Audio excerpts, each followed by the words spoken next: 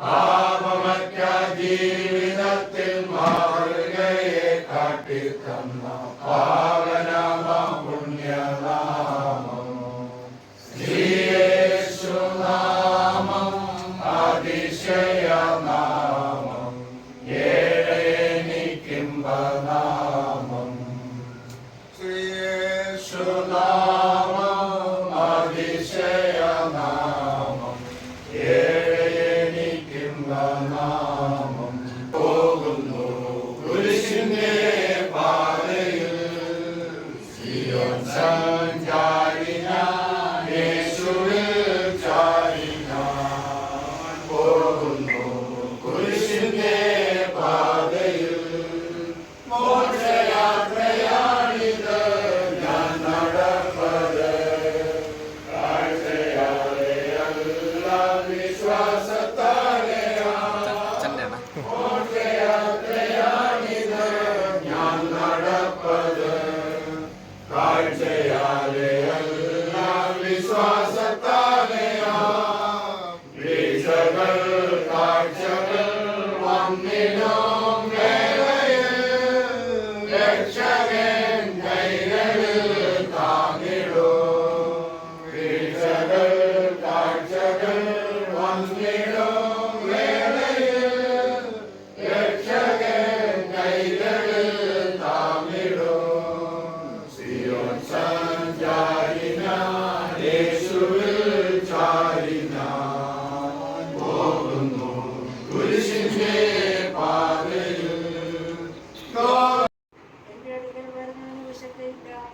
എന്നിൽ വിശ്വസിക്കുന്നവൻ ഒരു നാളും ദാഹിക്കുകയുമില്ല.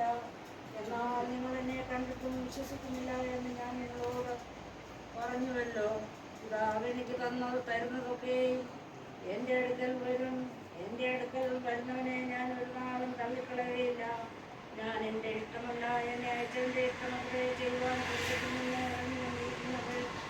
അവൻ എനിക്ക് തന്നതിൽ ഒന്നും ഞാൻ കളയാതെ എല്ലാ മഹത്വത്തെ നാളിൽ ഉയർത്തിപ്പിക്കണം എന്നാകുന്നു എന്നെ അയച്ചവൻ്റെ ഇഷ്ടം. പുത്രനെ നോക്കിക്കൊണ്ട് അവനിൽ വിശ്വസിക്കുന്ന ഏവനും നിത്യജീവനുണ്ടാകണമെന്നാകുന്നു എൻ്റെ പിതാവിൻ്റെ ഇഷ്ടം.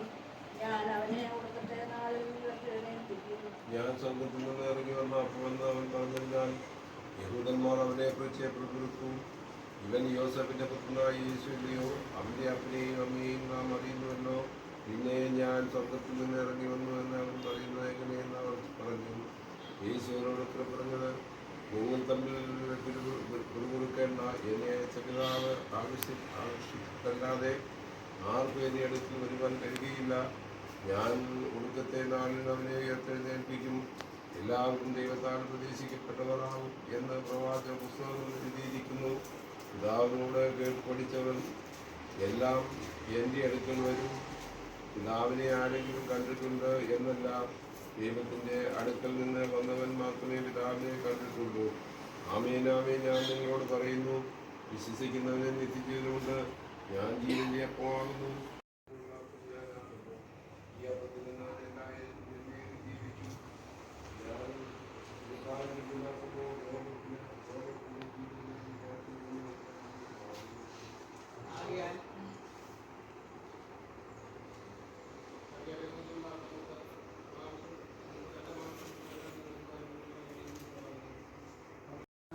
കാണുക നീ എന്റെ കയ്യിൽ കഴിയുക നിന്നെ എന്റെ മഹത്വം.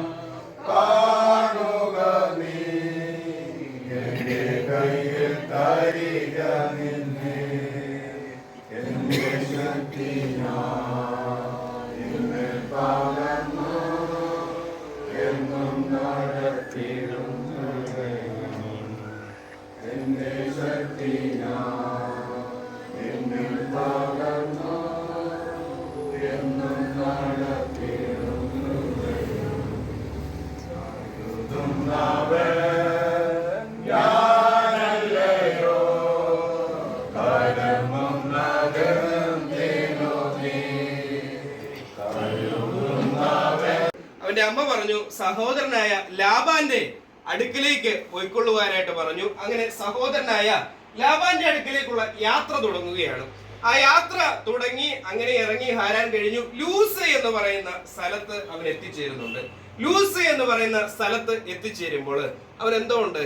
യാത്രയുടെ ക്ഷീണമുണ്ട്. യാത്രയുടെ ക്ഷീണം വന്നപ്പോൾ അവൻ അവിടെ എന്തോ ചെയ്യുന്നു? ഒന്ന് വിശ്രമിക്കുവാനായിട്ട് ഇരിക്കുന്നു. വിശ്രമിക്കുവാനായിട്ട് ഇരുന്ന് കഴിഞ്ഞപ്പോൾ അവന് ചെറിയ ഉറക്കമൊക്കെ വന്നു. ഉറക്കമൊക്കെ വന്നപ്പോൾ അവൻ എന്തോ ചെയ്തു? ഒരു കല്ല് തലയണയായിട്ട് എടുത്തു വെച്ചു. നമ്മൾ ആരെങ്കിലും കല്ല് തലയണയായിട്ട് വെച്ച് കിടന്നുറങ്ങാറുണ്ട്? ഈ മനുഷ്യൻ എന്തോ തലയണയായിട്ട് വെച്ചിരിക്കുന്നത്? കല്ല് തലയണയായിട്ട് വെച്ച് കിടന്ന് ഉറങ്ങുവാനായിട്ട് പോവുകയാണ്. പ്രിയപ്പെട്ടവരെ, കല്ല് തലയണയായിട്ട് വെച്ച് കിടക്കുവാനായിട്ട് പോകുന്ന മനുഷ്യന്റെ ജീവിതത്തിലും ആ കല്ല് എന്ന് പറയുന്ന അത് തലവണയാക്കി വെക്കുമ്പോൾ അതിനകത്തും ഒരു ആത്മീകമായ തലം അതിനകത്ത് നമുക്ക് കാണുവാനായിട്ട് സാധ്യമാകുന്നുണ്ട്. ഒരു കൂരയുടെ ആശ്രയമില്ലാതെ, അതായത് ഒരു മനുഷ്യന്റെ ഭവനം എന്ന് പറയുന്ന ഒരു സാന്നിധ്യം ഇല്ലാതെ ഒരു മനുഷ്യൻ അവിടെ കിടന്ന് ഉറങ്ങുവാനായിട്ട് പോവുകയാണ്. തന്റെ നൈരാശ്യത്തിന്റെ കാണാക്കയങ്ങളിലേക്ക് ആ മനുഷ്യൻ വീഴുവാനായിട്ട് പോവുകയാണ്. അങ്ങനെ അവിടെ കിടന്നുറങ്ങുമ്പോൾ ആ മനുഷ്യൻ എന്തോ കാണുകയാണ്? ഒരു സ്വപ്നം, ഒരു ദർശനം കാണുകയാണ്. എന്തുവാ? സ്വർഗത്തിലേക്ക് ഭൂമിയിലേക്ക് ഒരു ഗോവണി ഇരിക്കുന്നു. ആ ഗോവണിയിലൂടെ ആര് കയറുകയും ഇറങ്ങുകയും ചെയ്യുന്നു?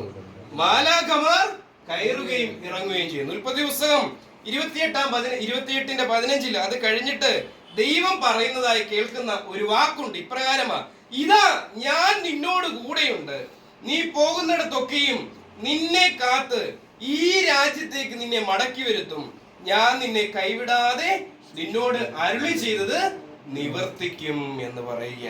നൈരാശ്യത്തിന്റെ കാണാക്കയങ്ങളിലേക്ക് വീണുകൊണ്ടിരിക്കുന്ന ഒരു മനുഷ്യൻ, യാക്കോബ് എന്ന് പറയുന്ന ആ മനുഷ്യനോട് ദൈവം പറയുകയാണ്, ഞാൻ നിന്നെ കൈവിടുകയില്ല, ഞാൻ നിന്നെ ഉപേക്ഷിക്കുകയില്ല. പ്രിയപ്പെട്ടവരെ, ഇന്ന് ഈ ഭവനത്തിൽ ആയിരിക്കുമ്പോൾ നമ്മളോടും ദൈവം എന്ത് പറയണം?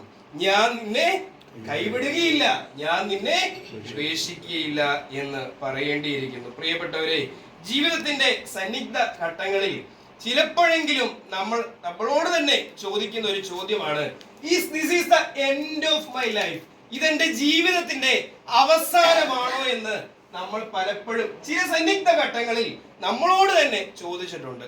അവിടെ യേശു പറഞ്ഞ എന്തോ ചെയ്തു? ജീവിതം തീർന്നു. പക്ഷെ അതിനോട് നോ പറഞ്ഞ് മുൻപോട്ട് പോകണമെങ്കിൽ എന്തോ വേണം? നമ്മുടെ കൂടെ ദൈവ സാന്നിധ്യം വേണം. അങ്ങനെയുള്ളവരെ എന്തോ ചെയ്യത്തുള്ളൂ? ജീവിതത്തിൽ രക്ഷ പ്രാപിക്കുകയുള്ളൂ. പ്രിയപ്പെട്ടവരെ, ഇപ്രകാരം ഇങ്ങനെ ഒരു സാധാരണ ഒരു ചൊല്ല് ഇപ്രകാരമുണ്ട്: every saint has a past, every sinner has a future എന്ന് പറയുന്നുണ്ട്. Every saint has a past, every sinner has a future എന്ന് പറയുന്നുണ്ട്. ഓരോ വിശുദ്ധനും എന്തോ ഉണ്ട്? ഒരു ഭൂതകാലം ഉണ്ടായിരുന്നു. പ്രയാസങ്ങളുടെയും പ്രതിസന്ധികളുടെയും നടുവിൽ അവർക്കൊരു ഭൂതകാലം ഉണ്ടായിരുന്നു. പക്ഷെ ഓരോ പാപിക്കും എന്തുകൊണ്ടെന്നാ പറയുന്നത്? ഭാസുരമായ ഒരു ഭാവി കാലം ഉണ്ടെന്നാ പറയുന്നത്. പാപികളായ മനുഷ്യരായി, ഇപ്പൊ ഞാൻ ഉൾപ്പെടെയുള്ള ഞങ്ങൾ വൈദികരെ പറ്റി എല്ലാവരും പറയും പെർഫെക്റ്റ് ആണെന്നാ പറയുന്നത്. പെർഫെക്റ്റ് ആണോ? പൂർണ്ണത ഇല്ലാത്തൊരു മനുഷ്യരാ, ബലഹീനരായ മനുഷ്യരാണ് ആരെന്ന് പറയുന്നത്? വൈദികർ എന്ന് പറയുന്ന മനുഷ്യരും. അന്നേരം നമുക്ക് എല്ലാവരും പാപികളായ മനുഷ്യരാണ്. പക്ഷെ നമുക്ക് എല്ലാവർക്കും ദൈവം എന്തോ ഒരുക്കി വെച്ചിട്ടുണ്ട്? ഭാസുരമായ ഒരു ഭാവി കാലം ഒരുക്കി വെച്ചിട്ടുണ്ട്. വിശുദ്ധ വേദപുസ്തകത്തില് എത്ര വാഗ്ദത്തങ്ങൾ ഉണ്ടെന്നറിയാവോ? എത്ര വാഗ്ദത്തങ്ങൾ ഉണ്ടെന്നറിയാവോ? ചുമ്മാ ഒന്ന് അടിച്ചു വിട്ടേര്. എന്തെങ്കിലും ഒരു ഗസ് ഉണ്ടെങ്കിൽ അടിച്ചു വിട്ടേര്. അല്ല, എത്ര എണ്ണം ഉണ്ടെന്ന് കൽപ്പനകളല്ല, എത്ര വാഗ്ദത്തങ്ങൾ ഉണ്ടെന്നുള്ളത്. എത്ര ഉണ്ടെന്ന്? 7000-ഓളം വാഗ്ദത്തങ്ങൾ വേദപുസ്തകത്തില് ദൈവം കൊടുത്തിട്ടുണ്ടെന്നാ പറയുന്നത്. ദൈവം ഏതു മനുഷ്യർക്കായി വാഗ്ദത്തങ്ങൾ കൊടുക്കുന്നത്? കഷ്ടങ്ങളിലൂടെ നടന്ന മനുഷ്യർക്ക്, സംഘടിതരല്ലാത്ത മനുഷ്യർക്ക്, പ്രയാസം അനുഭവിക്കുന്ന ജനതയ്ക്ക്, അങ്ങനെയുള്ള ജനതകൾക്കായിരുന്നു ആര് വാഗ്ദത്തം കൊടുക്കുന്നത്? ദൈവം വാഗ്ദത്തം കൊടുക്കുന്നത്. അതുകൊണ്ട് പ്രിയപ്പെട്ടവരെ, എന്നെയും നിങ്ങളെയും സംബന്ധിച്ചിടത്തോളം നമ്മുടെ ഭാവിയിലേക്ക് നമുക്ക് പ്രതീക്ഷ നൽകുന്ന ഒന്നാണ് ദൈവ സാന്നിധ്യം നമ്മളുടെ കൂടെ ഉണ്ടാകും. ദൈവം നമ്മളെ തള്ളിക്കളയുകയില്ല, ദൈവം നമ്മളെ ഉപേക്ഷിക്കുക ഇല്ല എന്ന് പറയുന്നത്. ഇറ്റാലിയൻ സാഹിത്യകാരനായ ഡാൻറ്റെ എന്ന് പറയുന്ന മനുഷ്യനുണ്ട്. അദ്ദേഹത്തിന്റെ ഒരു കവിതയുണ്ട്, ഡിവൈൻ കോമഡി എന്ന് പറയുന്ന ഒരു കവിത. ആ കവിതയിൽ കവിയും കവിയുടെ പ്രേമ ഭാജനവും കൂടി സ്വർഗത്തിൽ നിന്ന് നരകത്തിലേക്ക് ഒരു യാത്ര നടത്തുന്നുണ്ട്. അന്നേരം നരകത്തിന്റെ കവാടത്തിൽ വന്ന് അവർ നിൽക്കുമ്പോൾ നരകത്തിന്റെ കവാടത്തിന്റെ മുമ്പിൽ ഒരു നോട്ടിഫിക്കേഷൻ ഇപ്രകാരം എഴുതി വെച്ചിട്ടുണ്ട്. അബാൻഡൻഡ് ഓൾ ഹോപ്പ് എന്ന് പറഞ്ഞ ഒരു വാചകം ആ നരകത്തിന്റെ കവാടത്തിൽ എഴുതി വെച്ചിട്ടുണ്ട്. അതിന്റെ അർത്ഥം എന്തുവാ? പ്രതീക്ഷകളെല്ലാം അസ്തമിച്ച ഇടം എന്നുള്ളതാണ്. അന്നേരം നമ്മളുടെ യാത്രകൾ സ്വർഗത്തിലേക്കാണോ നരകത്തിലേക്കാണോ എന്ന് ചിന്തിക്കണം. ജീവിതത്തിൽ പ്രതീക്ഷകൾ നശിച്ചാൽ, നഷ്ടപ്പെട്ടാൽ നമ്മുടെ യാത്ര എവിടേക്കായിരിക്കും? നരകത്തിലേക്കായിരിക്കും. അതുകൊണ്ട് നമ്മുടെ പ്രതീക്ഷകൾ നശിക്കാതെ പ്രതീക്ഷകൾക്ക് കൂടുതൽ ചിറകൾ വെച്ചുകൊണ്ട് സ്വർഗോന്നതങ്ങളിലേക്ക് പോകുവാനുള്ള തയ്യാറെടുപ്പുകൾ നമ്മൾ ഈ ലോക ജീവിതത്തിലായിരിക്കുമ്പോൾ ക്രമീകരിക്കേണ്ടി ഇരിക്കുന്നു. വിശുദ്ധ വേദപുസ്തകത്തെ പറ്റി കഴിഞ്ഞ നാളുകളിൽ ഒരു ധ്യാന ഗുരു പറഞ്ഞ വാക്കിപ്രകാരമാണ്: പ്രതീക്ഷ എന്ന മഷി കൊണ്ട് എഴുതിയതാണ് വിശുദ്ധ വേദപുസ്തകത്തിലെ ഓരോ വചനവും എന്ന് പറയുക. പ്രതീക്ഷ എന്ന മഷി കൊണ്ട് എഴുതിയതാണ് വേദപുസ്തകത്തിലെ ഓരോ വചനമെന്ന്. അതിന് പ്രതീക്ഷ എന്ന വചനം കൊണ്ട് എഴുതിയതാണെങ്കിലേ, മഷി കൊണ്ട് എഴുതിയതാണെങ്കിൽ, ഇതിനകത്തെ വചനങ്ങൾ നമ്മൾ ഓരോ താളുകളും ഇങ്ങനെ വായിച്ചു പോവുകയാണെങ്കിലേ, പ്രതീക്ഷ എന്നത് ഇല്ലാത്ത ഏതെങ്കിലും താളുകൾ നമുക്ക് കാണുവാൻ പറ്റുമോ? എല്ലാ താളുകളിലും എന്തോ ഉണ്ട്. ഒരു പ്രതീക്ഷയുടെ അനുഭവമെങ്കിലും നമ്മൾ വേദപുസ്തകത്തിന്റെ ഓരോ താളുകളിലും നമുക്ക് കാണുവാനായിട്ട് സാധ്യമാകും. അതുകൊണ്ട് പ്രിയപ്പെട്ടവരെ, നമ്മുടെ ജീവിതത്തിൽ പ്രതിസന്ധികൾ വന്നാലും പ്രയാസങ്ങൾ വന്നാലും ദൈവീകമായ സാന്നിധ്യം നമ്മളോട് കൂടെ ഉണ്ടെങ്കിൽ അവൻ നമ്മളെ തള്ളിക്കളയുകയില്ല, നമ്മളെ ഉപേക്ഷിക്കുകയില്ല. അമേരിക്കൻ പ്രസിഡന്റ് ആയിരുന്ന ബറാക് ഒബാമ, അദ്ദേഹം 2006 അദ്ദേഹം അമേരിക്കൻ പ്രസിഡന്റ് ആകുന്നതിന് തൊട്ടു മുമ്പ് തന്റെ ജനത്തിന്റെ മുൻപാകെ ഒരു പുസ്തകം എഴുതുകയുണ്ടായി. ആ പുസ്തകത്തിന്റെ പേര് ഇപ്രകാരമായിരുന്നു, ദ ഒഡാസിറ്റി ഓഫ് ഹോപ്പ് എന്നുള്ളതായിരുന്നു. ദ ഒഡാസിറ്റി ഓഫ് ഹോപ്പ് എന്നുള്ളതാണ് പ്രതീക്ഷിക്കുവാൻ എന്തെങ്കിലും വകയുണ്ടോ എന്നുള്ളത്. ഒരു മനുഷ്യൻ പ്രസിഡന്റ് ആകുവാനായിട്ട് പോവുകയാണ്. ആ സമയത്ത് തന്റെ ജനത്തിന്റെ മുമ്പാകെ ചോദിക്കുന്ന ഒരു ചോദ്യമാണ്, പ്രതീക്ഷിക്കുവാൻ വല്ല വക ഉണ്ടോ? നമ്മളൊക്കെ സ്ഥാനമാനങ്ങൾ അലങ്കരിക്കുന്നവരാണ്. ഞാൻ ഉൾപ്പെടെയുള്ള നമ്മളെല്ലാവരും സ്ഥാനമാനങ്ങൾ അലങ്കരിക്കുന്നവരാണ്. ഞാനിപ്പോൾ കല്ലുമല വന്നിട്ട് 3ാമത്തെ വർഷത്തിലേക്ക് കടന്നുകൊണ്ടിരിക്കുക. ഞാൻ വന്ന വർഷം ഈ ജനത്തോട് ചോദിക്കുക, ഞാൻ വന്നതിൽ എന്തെങ്കിലും പ്രതീക്ഷ ഉണ്ടോ എന്ന് ചോദിച്ചായിരുന്നെങ്കിൽ അന്ന് തന്നെ ഞാൻ ഇവിടുന്ന് കെട്ടും കെട്ടി പാണ്ഡം പറക്കി പോകേണ്ടി വന്നു. നമ്മള് എല്ലാ സ്ഥാനങ്ങളിലേക്കും വരുമ്പോൾ നമുക്ക് എന്തോ വേണം? പ്രതീക്ഷ എന്നൊരു ആശയം നമ്മുടെ മനസ്സിൽ വേണ്ടിയിരിക്കുന്നു. ആ പ്രതീക്ഷ വേണമെങ്കിൽ ദൈവീകമായ സാന്നിധ്യം നമ്മുടെ കൂടെ വേണ്ടിയിരിക്കുന്നു. ഉൽപ്പത്തി പുസ്തകം 28-ാം അധ്യായം 15-ാം വാക്യത്തിൽ എല്ലാ പ്രതീക്ഷയും നഷ്ടപ്പെട്ട് നൈരാശ്യത്തിന്റെ കാണാക്കയങ്ങളിലേക്ക് വീണുകൊണ്ടിരിക്കുന്ന ഒരു മനുഷ്യനോട് ദൈവം വന്ന് പറയുകയാണ്, ഞാൻ നിന്നോട് കൂടെയുണ്ട്, ഞാൻ നിന്നെ കൈവിടുകയില്ല, ഞാൻ നിന്നെ ഉപേക്ഷിക്കുകയില്ല. സ്വർഗവും ഭൂമിയും തമ്മിലുള്ള അഭേദ്യമായ ഒരു ദർശനത്തിലൂടെ ആ മനുഷ്യന്റെ മുമ്പിലേക്ക് കാണിച്ച് കൊടുക്കുകയാണ്. വേദപുസ്തകത്തിൽ വേറൊരു മനുഷ്യനുണ്ട്, ഇയ്യോബ് എന്ന് പറയുന്ന ഒരു മനുഷ്യനുണ്ട്. നമുക്ക് എല്ലാവർക്കും അറിയാവുന്ന മനുഷ്യനാണ്. ഇയ്യോബിന്റെ പ്രത്യേകത എന്തുവായിരുന്നു? ദൈവത്തെ കൈവിടാത്ത മനുഷ്യനായിരുന്നു, നീതിമാനായിരുന്നു, നിഷ്കളങ്കനായിരുന്നു, ദോഷം വിട്ട് അകന്നവനായിരുന്നു. ആരെന്ന് പറയുന്ന മനുഷ്യൻ? ഇയ്യോബ് എന്ന് പറയുന്ന മനുഷ്യൻ നീതിമാനായിരുന്നു, നിഷ്കളങ്കനായിരുന്നു, ദോഷം വിട്ട് അകന്നവനായിരുന്നു. പ്രിയപ്പെട്ടവരെ, അങ്ങനെ എല്ലാ രീതിയിലും ദൈവത്തോട് കൂടി ചേർന്ന് ജീവിച്ച, ഒരു നല്ല രീതിയിൽ ജീവിച്ച മനുഷ്യനായിരുന്നു ആരെന്ന് പറയുന്നത്? ഇയ്യോബ് എന്ന് പറയുന്ന മനുഷ്യൻ. പക്ഷെ അദ്ദേഹത്തിന്റെ ജീവിതത്തിലെ ഒരു പ്രത്യേക സവിശേഷതയുണ്ട്. നമ്മുടെ ജീവിതത്തിൽ നമ്മളെല്ലാവരും പാലിക്കേണ്ടതായ ഒരു സവിശേഷത അദ്ദേഹത്തിന്റെ ജീവിതത്തിലുണ്ടായിരുന്നു. അദ്ദേഹത്തിന്റെ ജീവിതത്തിൽ വിരുന്നുനാളുകൾ വട്ടം തികയുമ്പോൾ, വിരുന്നുനാളുകൾ എന്ന് പറയുന്നത് എന്തുവാ? സന്തോഷകരമായ അനുഭവങ്ങൾ അദ്ദേഹത്തിന്റെ ജീവിതത്തിൽ ഉണ്ടാകുമ്പോൾ ആ സന്തോഷത്തിന്റെ നാളുകളിൽ അദ്ദേഹം ചെയ്യുന്ന ഒരു കാര്യമുണ്ട്. തന്റെ മക്കളും താനും പാപം ചെയ്തിട്ടുണ്ട് എങ്കിൽ ആ പാപത്തിന്റെ ഇരട്ടിയായി ഹോമയാഗം ദൈവത്തിന് സമർപ്പിക്കുമായിരുന്നു. സന്തോഷത്തിന്റെ അനുഭവത്തിൽ ഒരു മനുഷ്യൻ ദൈവത്തിന്റെ അടുക്കിലേക്ക് വന്ന് എന്തർപ്പിക്കുമായിരുന്നു?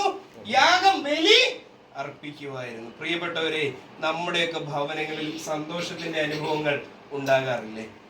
എന്തുമാത്രം സന്തോഷത്തിന്റെ അനുഭവങ്ങൾ കഴിഞ്ഞൊരു വർഷക്കാലം ഉണ്ടായി. പുതിയൊരു വർഷക്കാലത്തിലേക്ക് കടന്നുകൊണ്ടിരിക്കുക.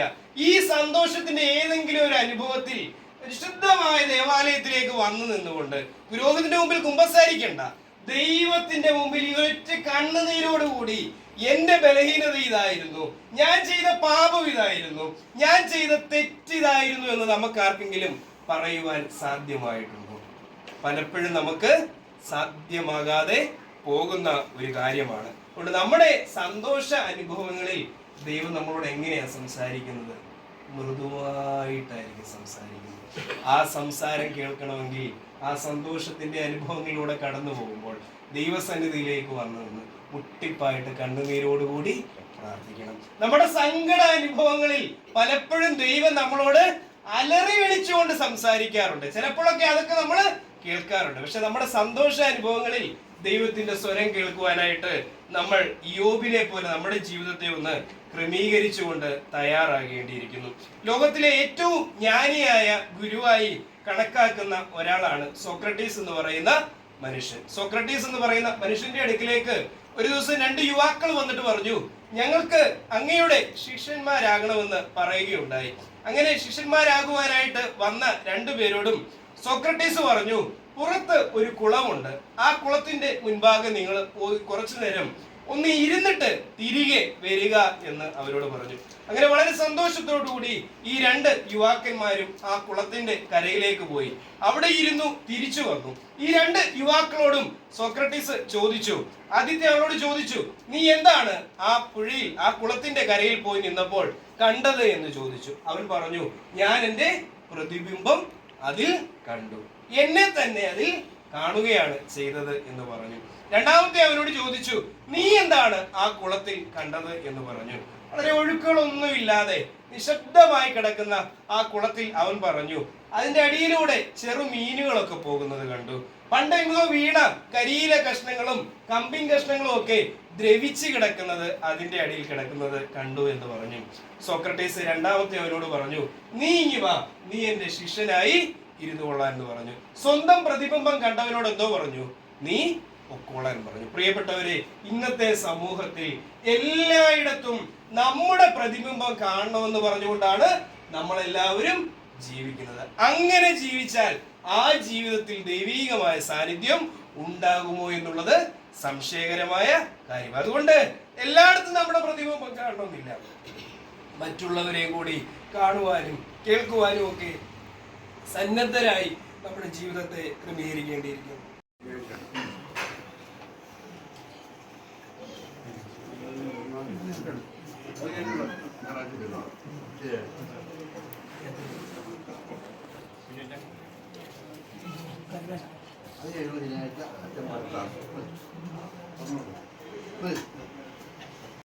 സവേത്രം വേദനച്ച് 70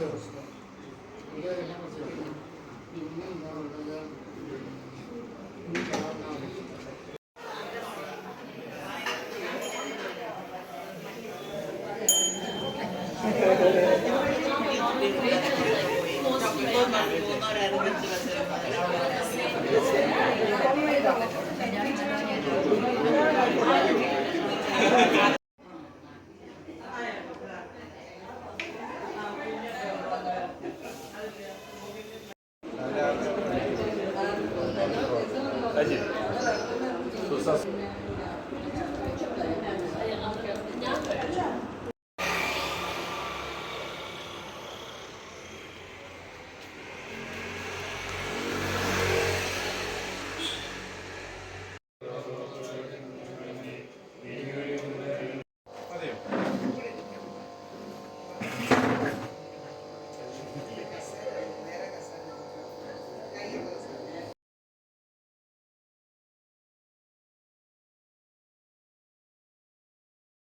കർത്താവേ, അങ്ങ് ഞങ്ങൾക്ക് വരുന്ന എല്ലാ നന്മകൾക്കായി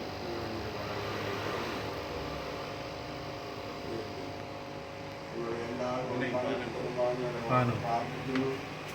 ഇവിടെ വിദേശത്തും സ്വദേശത്തും ഒക്കെ താമസിക്കുന്ന ഞങ്ങളെ പ്രിയപ്പെട്ടവരെ ഓർക്കുന്നു. കർത്താവ് ദൈവമേ, രോഗികളായ ഞങ്ങളെ പ്രിയപ്പെട്ടവരെ ഓർത്ത് പ്രാർത്ഥിക്കുന്നു. അവരുടെ രോഗസൗഖ്യം വിടുതലും നൽകണമെന്നും ശക്തിയും ഉന്മേഷമൊക്കെ ക്ഷയിച്ച ഭവനത്തിലായിരിക്കുന്ന എൻ്റെ പ്രിയപ്പെട്ടവരെ സമയത്ത് പ്രാർത്ഥിക്കുന്നു. കർത്താവെ മരിക്കുവോളം വഹിക്കാമെന്ന് വാഗ്ദാനം ചെയ്തു. കർത്താവെ അങ്ങയുടെ ജീവന്റെ പ്രത്യാശയും പ്രാർത്ഥിക്കുന്നു.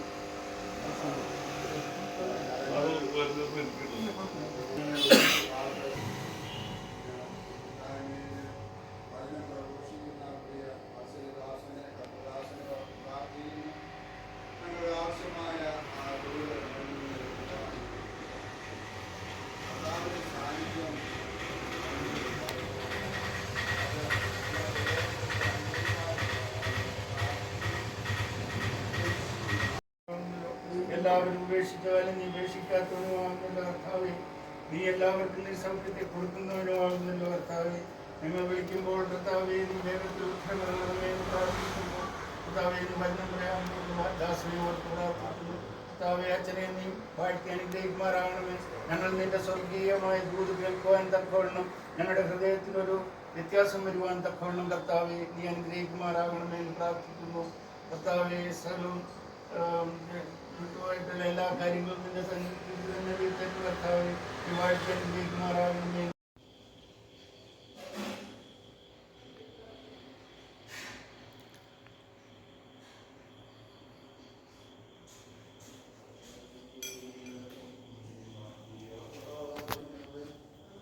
എന്റെ കരുതും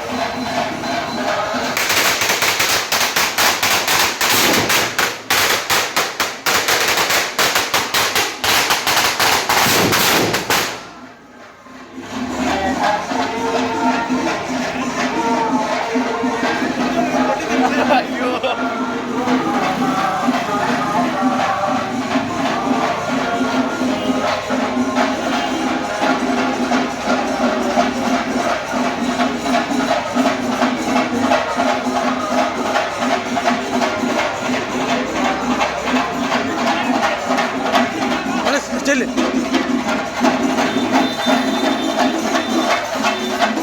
मेचो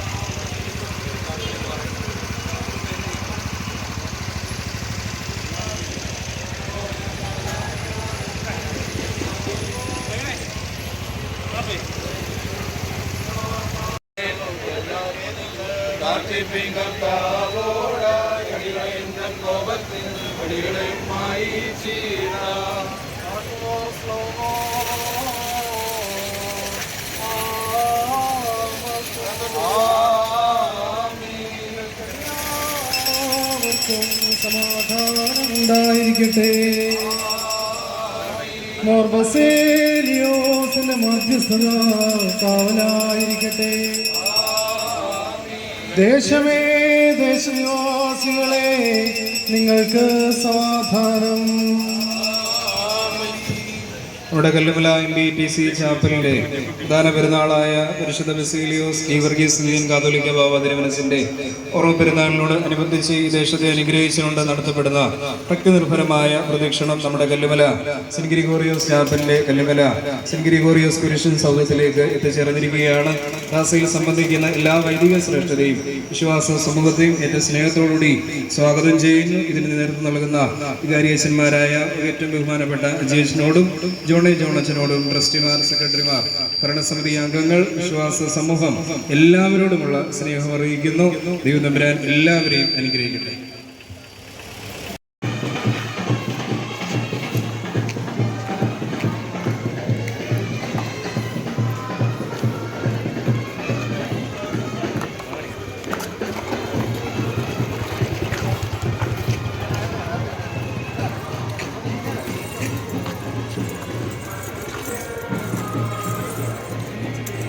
വിളിച്ചു ആ പറഞ്ഞു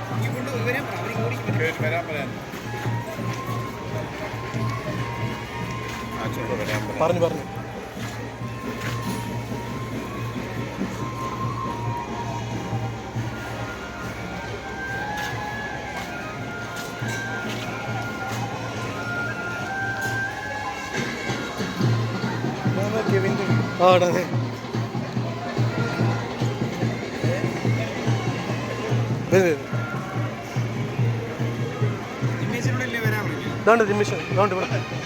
ഇവിടെത്തി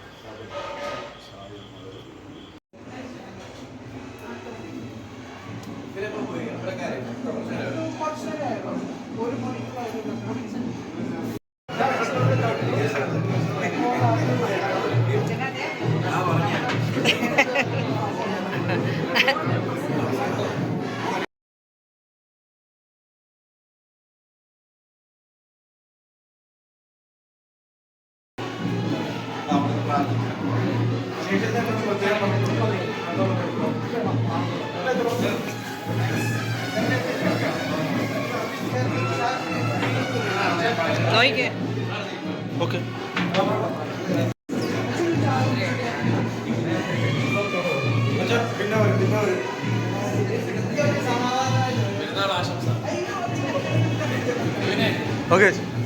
ഓക്കെ.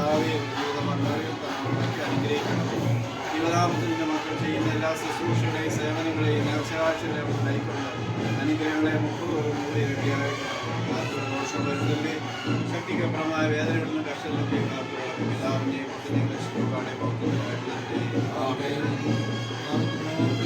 പരിശുദ്ധമായ ദൈവത്തിൻ്റെ കൃപകളും ദാനങ്ങളും അവിടെ മധ്യസ്ഥയും തമ്പുരാനെ അവിടുത്തെ രാഷ്ട്രീയ ഭക്തിയോടെ സ്വീകരിച്ച് അവിടുത്തെ ഭവനത്തോടുകൂടെ എല്ലാ തലങ്ങളോടുകൂടെ ആത്മാവോടുകൂടെ ഉണ്ടായിരിക്കുമാറാകട്ടെ.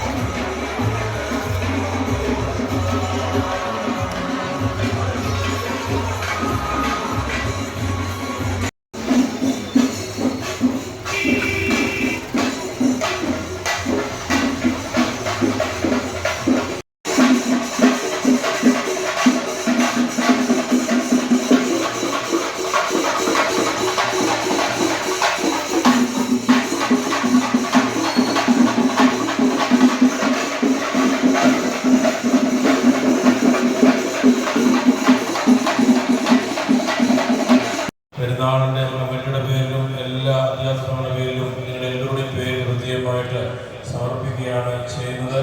അതുപോലെ തന്നെ ലൈറ്റ് ആൻഡ് സൗണ്ട് തന്നവർ അവരുള്ള പ്രത്യേകമായിട്ട് നന്ദി അറിയിക്കുന്നു.